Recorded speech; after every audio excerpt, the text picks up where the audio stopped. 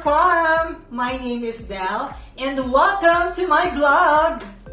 In this vlog, we'll be talking more on the fundamentals of leadership, including agent development, leadership development, onboarding, and many more. So I hope you'll join with me in this amazing journey and together we will learn. For those who don't know me, I've been in the BPO industry for 8 years and I am a senior operations manager for 3 years and counting.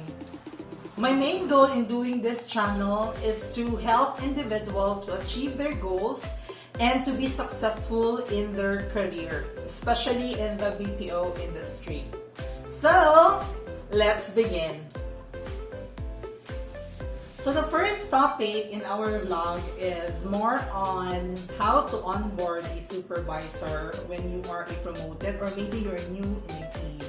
I've been telling all of this all over and over and again, and I think it's best for me to create this vlog so that a lot of people will benefit, especially if you are a newly promoted, because I understand the feeling. You don't know what to do, you don't know what to start, because this is the real life. It's different when you had an interview, and it's different when it's an application to your team, because this is of course your the application of all the things that you've learned when you are in a agent role, but this is the real life application. And I know it's hard when you will be starting and you don't know or you don't have an idea on how to make it maybe better. So I decided to have this first topic because I know a lot of people will benefit from it. So this is steps to do when you are starting a team as a supervisor. Number 1, we have look good every day. Why do I say every day? Because you have to be a star, meaning you have to look good in everything that you do. That's perception management as well. I'm not saying that you have to buy a lot of expensive things. What I'm trying to say is you have to be presentable. You have to embody that you are a leader. And I'll talk more about the topic in a perception management, maybe in a other vlog, because there are a lot of things we have to consider on that. But that's number 1, look good every day. Number 2, introduce yourself better. We know that when you were an agent, maybe you are a promoted agent to a supervisor role, maybe a co-lead, to become a new supervisor from the same team, or maybe new from the team. And there will be a lot of perception around you. Maybe they heard it from other people.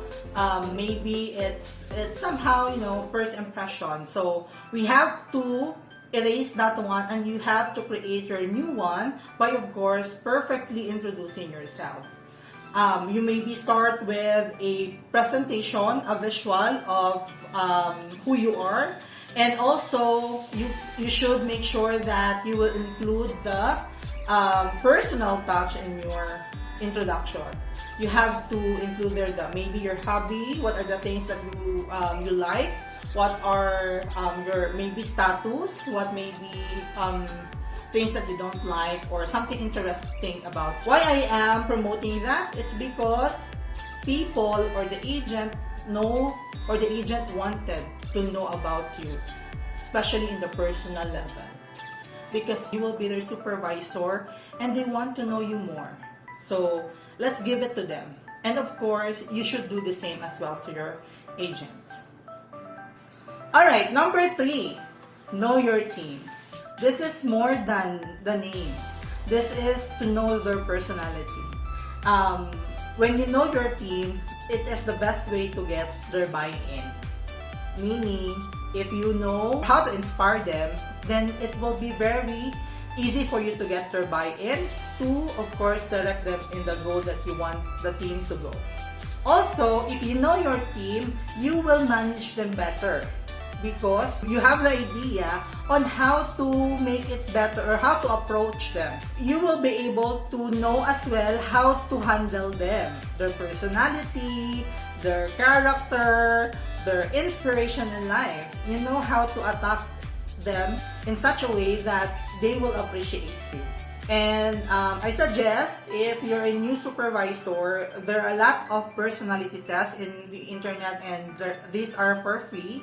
You can try that, and I better suggest you can start with DISC personality test. So you can search for that and then learn what are the bird types and learn your personality as well.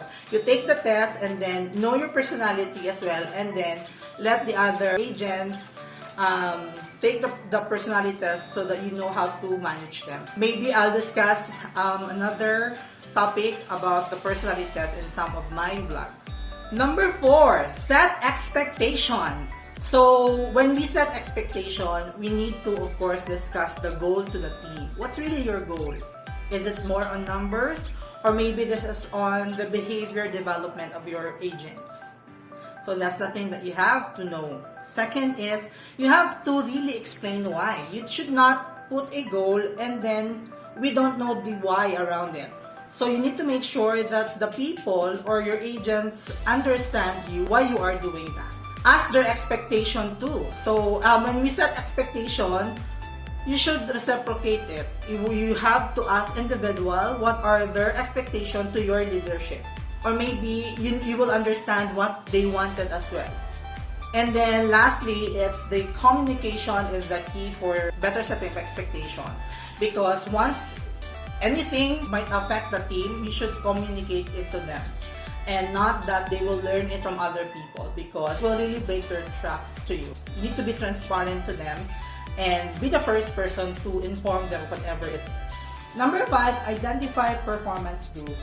There are several ways to identify performance in the team or categorize your experts or agents in a team. You might hear quartile management, there are also Pareto principle, the bell curve, but the most common will be the RYG or the red, yellow, and the green. You just have to identify based on their performance, rank them who are in the red zone, the yellow zone, and of course the green zone. Red zone, of course, these are the most help needed agents in your team. Yellow, these are the mid performers, or you just need a little push so that they'll become a performer. And of course, the green zone are the performers in your team. By doing this process, you will prioritize who will be the focus for your team and what are the things that you have to do on this specific group for them to improve in terms of their performance. Of course, you have to coach them based on the priority. So it depends. There are a lot of ways on how to prioritize them. Some works on they work on the outlier first and then pushing the outliers to become mid performers. There are some as well that focus on the mid performers to become or to generate more of the green zones. So it's up to you on how to categorize or how to do these things, because it really depends on you on what will work. But those are some of the examples that are working. Number 6, establish the most impacting behavior. In all of your agents, you have to listen to at least 3 calls, and then you have to set what is the most impacting behavior that you have to improve on this specific agent. I understand that some of you might identify a lot of behaviors, but you can just list it down and then you will focus on the most impacting one. And then if you have improved the most impacting one, and then you'll move on to the second behavior. By doing this, you'll be able to help them step by step, and you will not be able to overwhelm the person that you are coaching. Number 7, coaching and development. This is the core. This is the secret. You have to make sure you coach your agent, because the main goal that we have here is to develop them. If you already develop them, then they'll be successful in the KPI that you're working on, and you will benefit around it. So you have to make sure that you help them by coaching them, if it's possible, every day, so that you will help them grow Coaching and development as well is not an overnight thing. This is really a process. And again, if you will associate it with your prioritization earlier, the RYG, it really depends on you on who to prioritize. But I suggest you focus on the most self-needed experts or agents or the red zone because they need you this time. And we don't want that this group will be demotivated. We don't want that to happen because it will lead to attrition. And in terms of coaching and development, once you already have identified each behavior, you should not let go of that behavior until it will be developed, until it is already improved. Make sure that the expert or agent was already consistent in doing this specific behavior before you will be able to close the specific behavior. Number 8, recognize. I think this is one of the things that we miss in the team management, especially when the team is not in the correct direction or really challenging their score. Some of the TL supervisors, coaches are really challenged on how to balance maybe of course the emotion around it, the frustration, because we were not able to attain the goal that you want us to be. But recognizing the team is very important because this will balance all the negativities in your team, and it's given that you were not able to hit the goal. But if you are not able to recognize as well the improvement, then that will be a very difficult thing for you as a supervisor or coach. That's why you should always remember, recognize them and everything that they do, and as long as there is an improvement, as long as there is willingness, there is a skill issue, it's up to you on how to fix that. But don't ever forget them to recognize. Celebrate small wins. Maybe celebrate them or tap them because they are going to work. They're going to work every day without any single tardiness or maybe missed. So, celebrate with them. Thank them for doing a good job in terms of their attendance. Think of creative ways on how to recognize your team. Maybe the highest performer will be given a GCash voucher or a food cash voucher for them to celebrate. Or maybe you can treat them in a restaurant. A lot of ways to be creative on how to recognize your team or reward your team. For me, the most memorable recognition I've done in my whole career was when I asked the top performing team to bring their loved ones or +1 in the site. This is before the pandemic, and we're able to celebrate the wins and the performance of this specific individual in the recognition together with their loved ones. I can remember there's an instance since I gave them a medal, and then one of the awardee gave the medal to her mother, and that's very special to me. Number 9, challenge your team.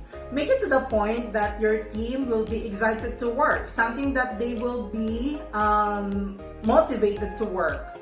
I know that it will be tiring when you are already in a routine, and especially in the agent level when you're just taking in calls over and over again and you are not challenged anymore. So you have to challenge them. For those tenured ones especially, you have to challenge them as a POC or point of contact, maybe in a specific KPI. So you have to develop your tenured ones. You can ask them to be a point of contact, for example, a POC. That will be a succession plan for you. Your agent will feel motivated because they are doing something different, and it's a challenge for them. So do not ever forget to challenge your team. This is also a way for you to develop them and of course to prepare your team if in case you will be moving up to the next level. You already have given some of the basic things to become a next supervisor. And lastly, the number 10 will be trust. This is very important because you need to learn to trust your experts, or you have to learn to trust your agents, because basic foundation of a teamwork is trust each other. If you if you will not trust your experts or they will not trust you, you will never get the teamwork. That's why it's called teamwork. Because if there's no team, it will be just work. So if we want to achieve our goals, have a better performance, we should have the teamwork. Always as well remember, you started to dream because someone believed in you. And now it's your chance to believe in them. And that concludes our topic for this vlog. Thank you so much for those who watched the video. And you can like and share this video to anyone who needs or who wants to be part of this leadership journey. If you have questions and suggestions, I'll be very glad to hear from you. Send me your insights to my email in the description box below. Once again, this is Del. Thank you so much, Go Bigers, and bye for now!